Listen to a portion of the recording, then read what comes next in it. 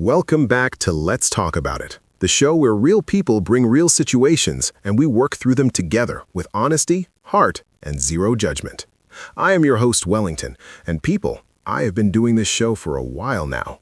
We have covered pilots, Marines, secret rooms, but today, I need everyone to put their phones down and pay full attention because this one is something I could not have written if I tried. Our guest today is John. John was in a 7-year relationship. He proposed, she said yes, and then she went to Italy and came back engaged to God. John, welcome to the show, brother. I am so sorry you were here, but I am so glad you came. Thanks, Wellington. Honestly, I still don't fully understand how my life became this story. Let's start from the beginning, because I need the full picture. 7 years together. That is not a casual thing. 7 years, we were everything to each other. We talked about the house, the kids, the whole future. It was real. It was solid. Or at least I thought it was solid. And then you proposed? And she said yes. She cried, I cried. It was one of the best moments of my life. And then a few weeks later, she said she wanted to take a solo trip to Italy. I thought it was just a vacation. Maybe she wanted to celebrate, clear her head, do some sightseeing. I didn't think anything of it. And when she came back?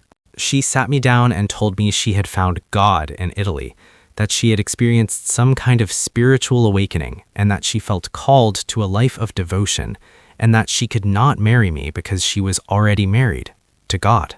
She came back from a 2-week trip to Italy and canceled a 7-year engagement because she was married to God?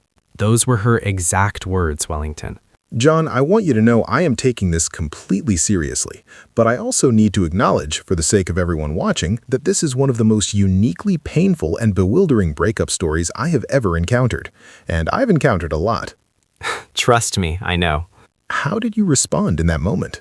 I was devastated, completely blindsided.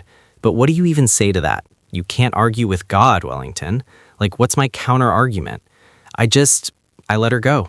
As painful as it was, I respected what she said and I let her go. I told myself she found something bigger than us and I had to accept it. And that took incredible maturity, John, because most people would have lost their minds completely, and you chose to respect her decision even when it was destroying you. That says a lot about who you are. So you let her go, you started the grieving process, and then a few months later, I randomly hear through people we both know that she is with someone.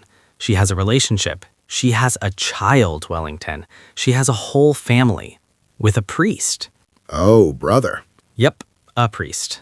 She left you, a 7-year partner, a fiancé, because she was called to a life of holy devotion, and she is now building a family with a man of the cloth. With a man of the cloth, yes. John, I want to make sure I understand the timeline here, because if she came back from Italy, ended the engagement, and then relatively quickly began a relationship that has already produced a child. That's the part that keeps me up at night, Wellington, because when you do the math on the timeline, Italy was not just a vacation. Italy is where she met him. That's what I believe, yes. So the spiritual awakening was a person. This spiritual awakening had a face and a collar, and apparently very good timing. John, I want to pause here because I think what you just said with that much composure represents an enormous amount of pain that you've been sitting with and processing largely alone. Because here is what actually happened to you when you strip away all the extraordinary details. You were in a committed 7-year relationship. You got engaged, your fiancé went on a trip, met someone else, and rather than tell you the truth, she handed you a story that made it impossible for you to be angry, impossible for you to argue, and impossible for you to ask questions. Because how do you compete with God, John? You can't. And I think that was not an accident. I never let myself think about it that way. That hits different hearing it out loud. I imagine it does, because you have been carrying reef that didn't even have the right name on it. And that is exhausting in a way that is very hard to explain to people. How have you been doing, John? Honestly. Some days are okay. Other days I see something, a house, a family, a kid in a stroller, and it just takes me out because that was supposed to be my life. We planned that life, and now she is living it, just with someone else. And I'm standing here like, what happened to me? What happened to you was that someone made a choice and dressed it up in a costume so you wouldn't ask too many questions. And you, being the man you are, respected it. But John, here is the truth about where you are right now. You are not just grieving a relationship, you are grieving a future, a house, a family, children you had already imagined, a version of your life that felt certain, and that grief is enormous. It deserves real attention. So what do I do with it? First thing, and I mean this, you need to let yourself be angry. Not destructively, not in a way that hurts you or anyone else. But John, you have been so gracious and so composed through something that warranted genuine fury, and you have not given yourself permission to feel that. Anger is not weakness. Anger is information. It tells you what mattered to you, and this clearly mattered enormously. Let it matter. Let yourself feel the full weight of it in a safe space. I think I've been afraid that if I let myself get angry, I won't be able to stop.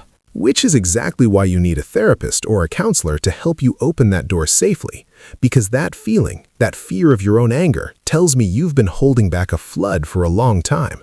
You need a professional space to release that safely. Not alone, not at the bottom of a bottle, in a room with someone trained to help you walk through it and come out the other side. Yeah, I think I've known that for a while. Second thing, I want you to consciously and deliberately reclaim the future she walked away from. Not with bitterness, with intention. The house? You can still have that. The family? You can still have that. The love and the partnership and the life you planned? None of that died when she left. She left. The dream did not leave with her. It is still available to you. It just has a different person's name on it now. Someone who will not need a trip to Italy to figure out if they want to stay. Third, and this is important, stop following the story. I don't know if you've been keeping tabs on her life through mutual friends or social media, but John, every update about her life, her family, her child with this man is a step backwards in your healing. What she's building is no longer your business. As painful as that sounds, it's actually freedom. You are released from that story. You get to write a completely new one. It's hard not to wonder, though. Like, how do you just switch that off after 7 years? You don't switch it off. You redirect it. Every time your brain goes to her life, you bring it back to yours. What do I want? What am I building? What does my next chapter look like? You retrain your focus over time. It doesn't happen overnight, but every day you choose your own story over hers is a day you get stronger. I want to be okay again. I genuinely do. And you will be. John, I want to say something to every person watching who has been left with a story that didn't quite add up, who was handed an explanation designed to end the conversation rather than start an honest one. You deserved the truth. You deserved the respect of an honest conversation from someone you gave 7 years to. Not getting that was not a reflection of your worth. It was a reflection of someone else's courage, or the lack of it. Thank you for that, Wellington. You are going to be okay, better than okay. But you have to do the work. Talk to someone, feel the real feelings, reclaim your future, and most importantly, stop grieving a lie. Grieve the truth. Grieve the real loss. And then put it down and walk forward. I think I'm ready to do that. Good, because there's a whole life waiting for you on the other side of this. And, unlike a certain trip to Italy, it is going to be exactly what it appears to be. All right, that's today's episode of Let's Talk About It. John, we are rooting for you every step of the way. And to everyone watching who is healing from a relationship that ended in confusion, betrayal, or a story that never fully made sense, your healing is valid, your grief is real, and your future is still very much intact. I'm Wellington, and remember, you cannot heal from the wrong wound. Make sure you are grieving the truth. See you next time.